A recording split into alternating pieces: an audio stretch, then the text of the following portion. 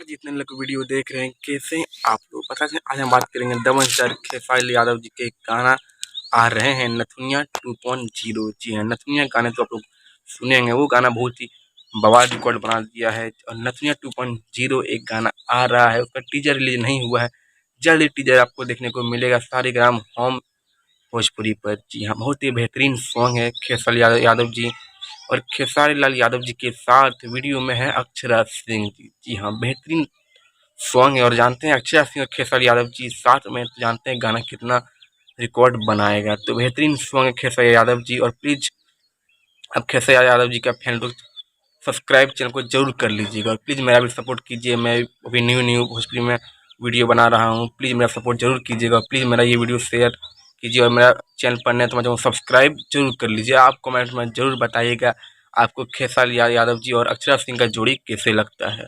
तो मिलता है अगले वीडियो पर, तब तक थैंक यू।